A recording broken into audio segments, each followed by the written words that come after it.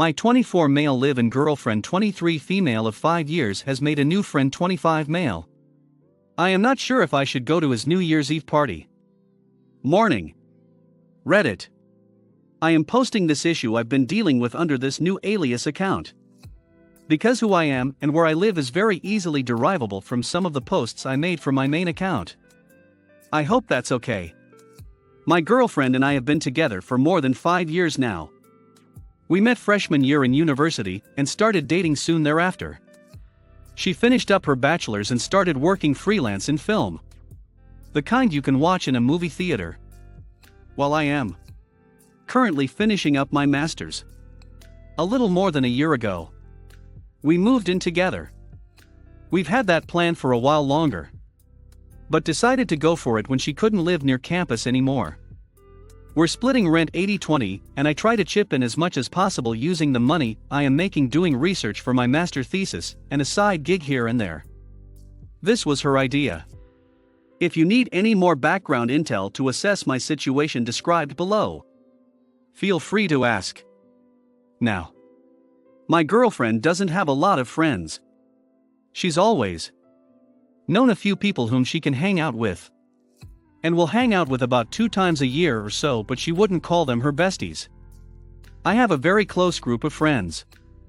I've been friends with some of them for over 15 years and my girlfriend, and I see them very often. Either we go over to their homes, they visit ours, or we hang out elsewhere, etc. I'd like to say that over the years my friends have become my girlfriend's friends too. About a month or 3 ago, my girlfriend started working on an independent film which was shot a few hours away from our home. As is usual with other projects she's done, she and the rest of the crew spent the nights on or near the set because they work very long days to get things done. Enter this camera operator whom we shall call Jake. Jake and the missus have become good friends while they closely work together on the film. I thought this was great news, and she seemed very happy about making a new friend she can talk to and share things with who isn't my friend too or was my friend first. I was very happy for her. Until one night she came home and told me she'd like to think of Jake as more than a friend. But that nothing had happened. She was very upset when she told me she might have a crush on the guy, and I could tell that she didn't know how to deal with what she was feeling. She went no contact with him for a while, which was logistically easy since their work together on the film was done anyway. During the week or 2 after that, she was very restless.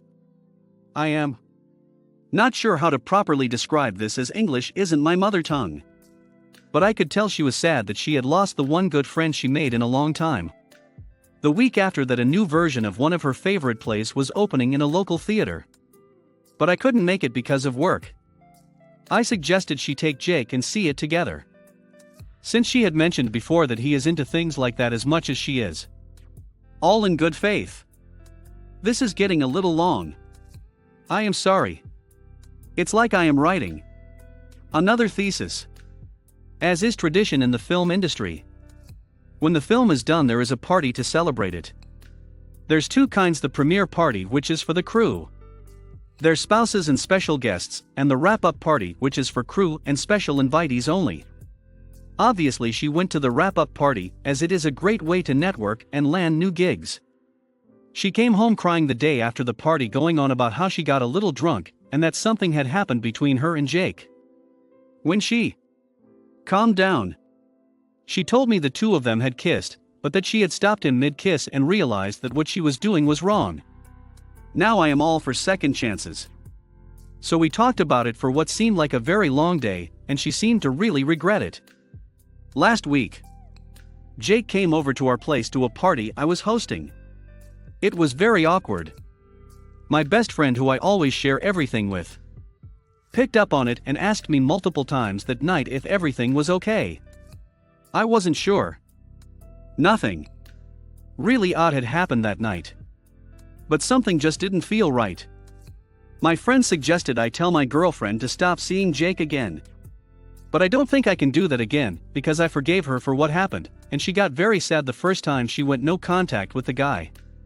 Jake was a very nice guy, and he told me that he is hosting a New Year's Eve party, which my girlfriend had mentioned earlier as well. She is very excited about going to that party, and she really wants me to come. 2.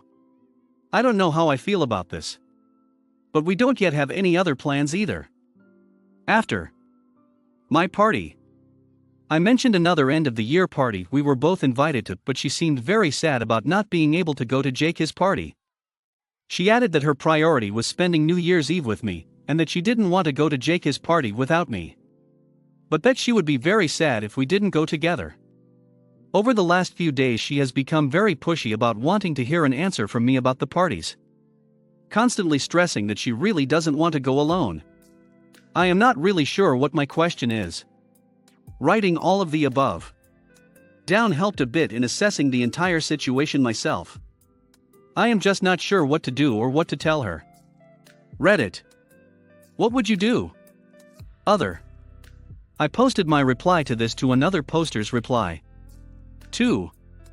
My problem with this is that I know that they will eventually meet each other again at another gig or at another work-related party. Part of my reasoning for not telling her to go no contact again yet is that I don't want them to randomly meet at some party, drink too much and escalate the entire thing to another level. Is it not better for us if I casually hang out with at his party? Either he or she might back off more because of it. I think I am just having a hard time coping with the fact that putting my foot down hard here is a reasonable response. This entire thing is new to me, and I don't want to be controlling. But as you and another poster keep pressing, maybe a little control is good and reasonable in this situation. Yes. You are reading that right. She started working full-time after getting her bachelor's, and I am finishing up my master's degree while working a little on the side. I lived on campus. As did she. But when she graduated she couldn't live in a student home anymore. It was her idea to move in together. The initial plan was for her to get a flat. And it was her idea to split 80-20. I have a great job lined up when I am done. So I am not really sure if this is really an issue for her. Could you elaborate on why you think this is related? Update. Before I say anything else, I really want to thank all of you for your kind and sometimes harsh, but definitely needed replies to my original post. A few of you recommended I read some books, which I did. And one of you even bought me a copy of a book about being less of a doormat. Thank you all for your help and your understanding answers. Now, onto the current situation we go. We're not going to Jake's NYE party. She understands that I really don't want to see him, and that going to his party is totally uncool, and will mess up our relationship. She insists that I am her first priority, and she doesn't want to lose me. As some of you suggested, I kept asking questions about what really had happened, because the entire situation was very vaguely described to me. At first she told me she and Jake had only kissed once. But later she admitted to making out with him. A day after that, when we were discussing the situation again, she got very mad when I mentioned the two of them making out. Apparently that was not what had happened after all. But they did kiss multiple times on different occasions, which I honestly find worse than a single makeout session. A few hours later she told me they were hugging too. But the next morning that didn't happen at all either. When I confronted her about her crap, she said that she was very drunk and that she didn't remember clearly what had happened that night. What I did find out for sure was that apparently some things happened on other nights too. I am not sure what to think, and I am not sure what to believe. Now that you have my description of our progress, I have to say that I feel like I am really standing on an imaginary crossroad. She clearly regrets the entire situation, and is very upset about not knowing for sure what had happened, and about the possibility of losing me over all of this. I think we might be able to work things out. 2. I've been thinking about this a lot, and I am really unsure about everything. I don't want to throw away a multiple-year relationship and our house. But I don't want to suck it up and be a doormat again either. There is one thing that is clear to me that needs to happen for me if I decide I want to work on fixing our relationship. She has to go no contact with Jake. Literally every single one of you who posted in my original thread told me this has to happen for things to work out, and I agree.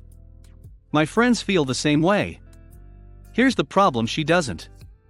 She's sure that she can be just friends with him, and that he feels the same way. She doesn't feel like it is fair that she has to get rid of a good friendship now that it is just that a friendship. While I have you people and my friends to talk to about this, she doesn't have anyone to talk to about this but me and him. Judging from my last thread, the general opinion is that she cannot see him anymore, and I totally agree. I think we can safely say that Jake, doesn't agree with this at all, so she's figuratively tied between two running horses. Over the last few days, she started to see my point of view, so I thought we were going to be able to save our relationship after all. However, apparently, she talked to her parents about this entire situation last night. They agree with her. I don't understand this at all. They've always liked me, and I cannot understand their reasoning when they say it is unreasonable of me to ask her to stop seeing Jake as a friend. It isn't unreasonable, is it? I feel like she threw away the possibility of them being friends, and me being okay with that when she decided to kiss him multiple times. I am having a very hard time coping with this today, and I don't know what to do. I feel like her parents made her stand her ground even more, while I am standing my ground on the opposite side of the spectrum. We're both not ready to just abandon our relationship either, and I am not even sure how I can handle breaking up with her if it comes to that. I am not even sure how to break up with someone. Help. Too long didn't read. My girlfriend doesn't want to stop seeing Jake as a friend. She truly believes they are just that. Friends. Now, and that it won't be weird. Her parents are siding with her, and she's standing her ground. I am standing my ground saying that she has to stop seeing him. We're not ready to break up. Help. Other info. She's friends, meaning she sees him on her and his birthday with one of her exes, and I am totally fine with that. He was before me, and there is no hard feelings between the two of us. I even like hanging out with him. She thinks that the relationship with Jake is no different from being friends with her ex, even though she'll want to spend more time with this guy, and she made out with him while she was in a relationship with me. I need her to see this, because if it isn't, we are done. Like you said, this is totally different. It is the kissing multiple times thing that gets to me the most. She wouldn't answer when I asked her if all these kisses happened on that one night, or if they all involved being drunk. So I guess we can extrapolate her answer from that. Final update. So, we broke up. I feel like crap. She feels like crap, too. Allegedly. We didn't go to Jake's New Year evening party. She understood that going to his party was a no-go for me. So we went to another party hosted by one of my friends. At the party, she was very distant, reclusive, and constantly on her phone, to the dismay of the host. I think we all know who she was texting. On our way back from the party, she wanted to leave maybe half an hour after midnight. She didn't say a word. When we arrived at our place, she immediately went to bed and stayed in bed, ignoring me until the evening of the first day of the new year. When she finally came downstairs, she told me we needed to talk, and she made it clear that she had no intention of going no contact with Jake. But that meeting him shed some light on some issues she had with our relationship, mostly things I did and didn't do, and that she wanted us to work on those things. She emphasized that Jake and herself were just friends. We broke up when I stood my ground and told her that I had no intention of being in a relationship with 3 people. Packing a small bag of stuff and leaving to crash at a friend his place while she was crying her heart out on the sofa was the hardest thing I've ever done. Over the last few days, I've moved most of my things to my friend his place, and I've spoken to her twice. She's very upset about the entire situation and regrets everything.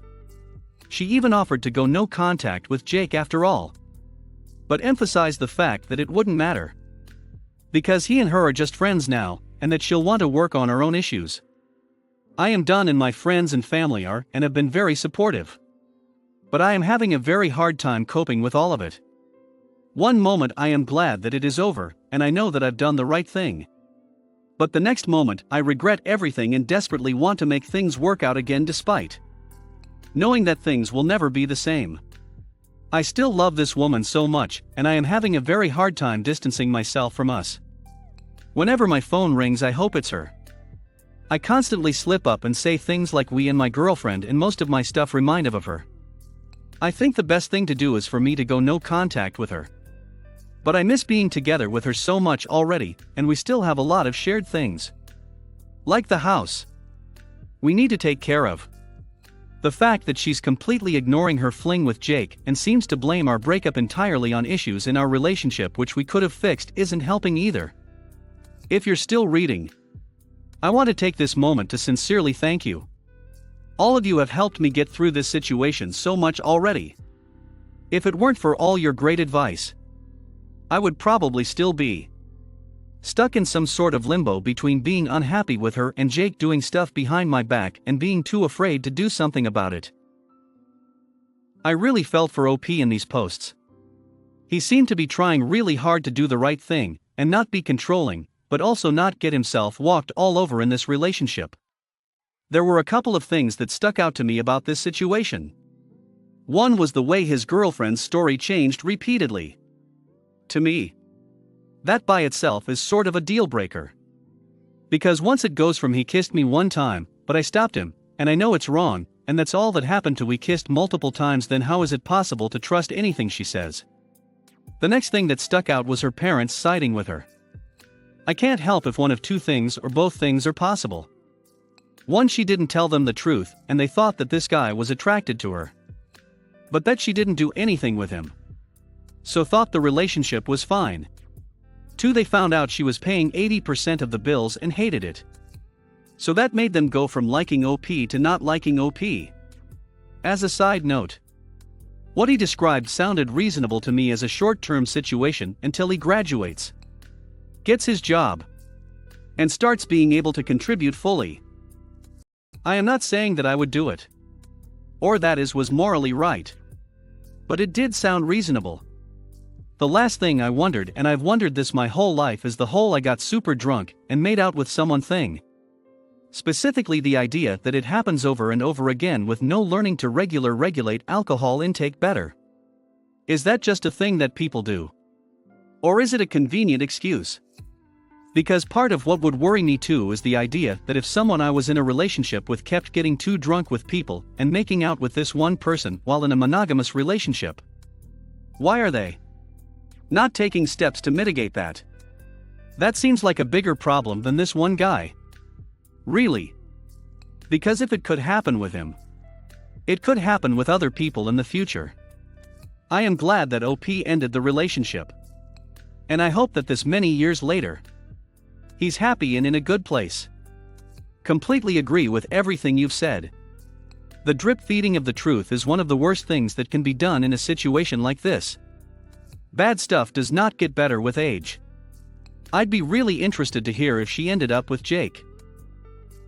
Hit like if you enjoyed this video. Consider subscribing to our channel.